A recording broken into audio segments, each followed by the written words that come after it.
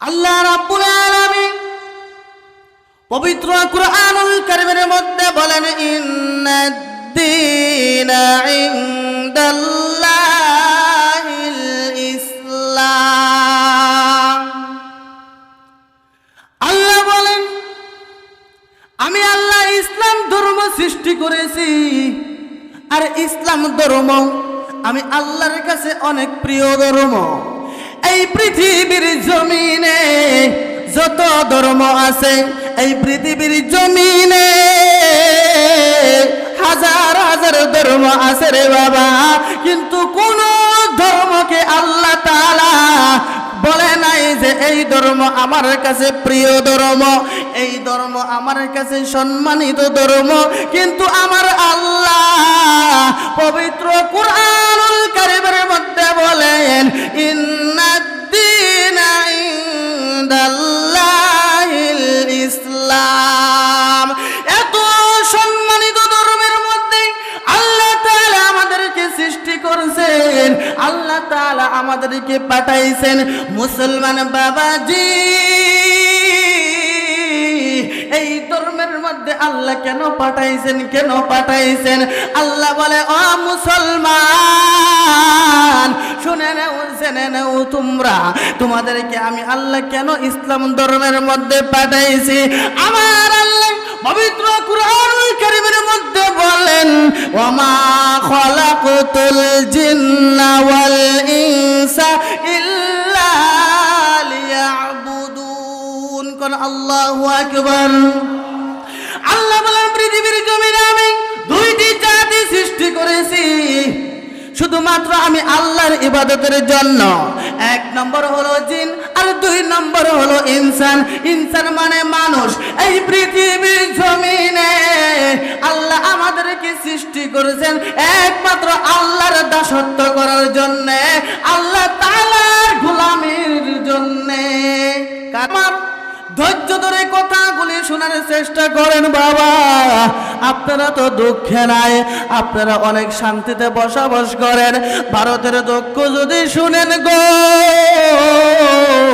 আমি যদি আরো সময় নিয়ে বলতাম আপনারা শুনতেই থাকতেন, শুনতেই থাকতেন, আর চোখ দিয়ে পানি পড়তে থাকতো। ও মুসলমান, আমরা একমাত্র আল্লাহর উপরে ভরসা করেছি যে আল্লাহ গো আমাদেরকে একদিন না একদিন শক্তি দিবা। তোমার কাছে আমরা একটাই চাইতেছি, আমাদেরকে শক্তি দান করো, আমরাও একদিন ওই আসামের জমিনে ইসলাম কায়েম করব। ওইটা আল্লাহর উপরে আমাদের বিশ্বাস, আল্লাহ একদিন না একদিন আমাদেরকে ওই সুযোগ দিবে। ও মুসলমান ভাইরা, আমার বাবাজিরা, খেয়াল করে লক্ষ্য করে শোনো রে বাবা। পৃথিবীর জমিনে আমরা একদিন ছিলাম না, এখন আছি, আর একটা সময় আসবে আমরা কেউ থাকবো না। তাই মরণের কথা চিন্তা করি না, কখনকার মৃত্যু হয়ে যাবে কেউ জানি না। ও মুসলমান, এই মজলিসের মধ্যে অনেক মানুষ আছেন, কারো বাবা নাই, কারো মা নাই, কারো বাবা আছে, কারো মা নাই, কারো মা আছে, কারো বাবা নাই। এরকমও হতে পারে বাবা মাকে রাইখা সন্তান কবরে শুয়ে আছে। এই শীতের রাত, শীতের রাতে আমরা লেপ কম্বল গায়ে দিয়ে ঘুমাই, মাথার মধ্যে বালিশ দিয়ে ঘুমাই, মশারি টানায় ঘুমাই, কিন্তু বাবারা জিনারা কবরে শুয়ে আছে রে বাবা, তাদের কোনো কম্বল নাই, তাদের কোনো লেপ নাই, তাদের কোনো বালিশ নাই, এই শুধু মাটির মধ্যে শুয়ে আছে। ও মুসলমান, যার মা নাই তার কাছে গিয়ে জিজ্ঞেস করেন যে তোমার কেমন লাগে। কেউ যদি মা বলে ডাক দে তোমার কেমন লাগে, ওই ব্যক্তি চোখ দিয়ে পানি ছেড়ে বলবে ভাই রে,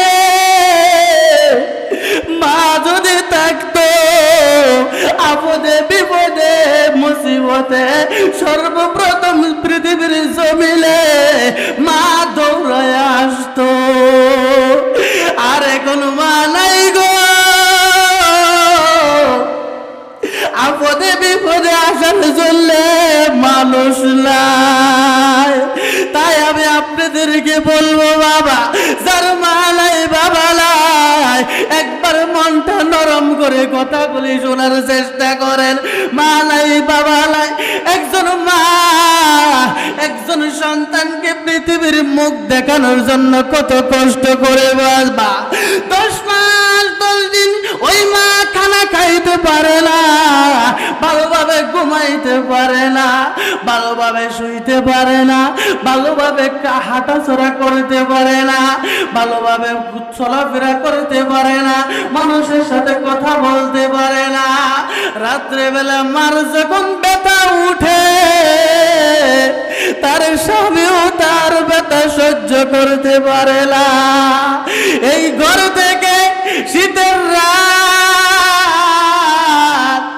ঘর থেকে তার স্বামী বলে তুমি কান্না করবা, বাহিরে গিয়া কান্না করো, ঘরে কান্না করতে পারবা না, আমার ঘুম আসতেছে, আমি এখন ঘুমাইব।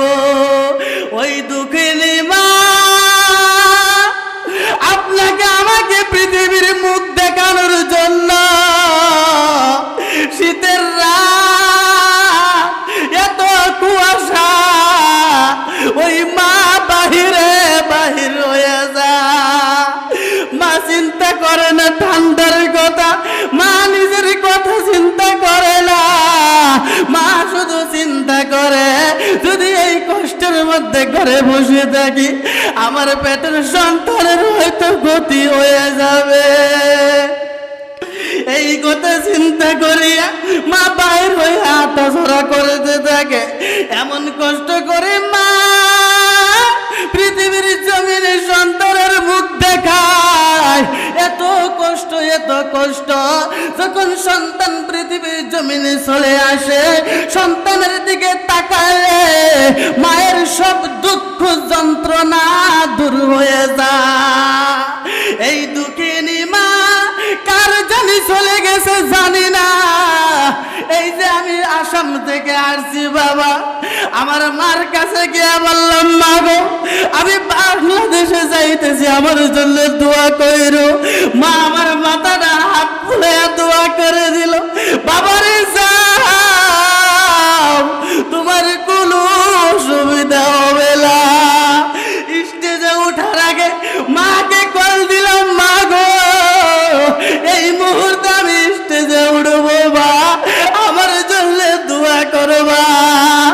মা বলে সন্তান রে, আমি তোমার জন্য সব সময় দোয়া করি, তুমি যেন তুমি মরণ পর্যন্ত আল্লাহ এবং আল্লাহর রাসূলের কথা দেশে দেশে বলতে পারো। মায়ের দরবরগতে বাজান এই পর্যন্ত আসছি। আমার এমন একটা সময় গেছে বাবা, আমি কোনো ধনী ঘরের সন্তান নই।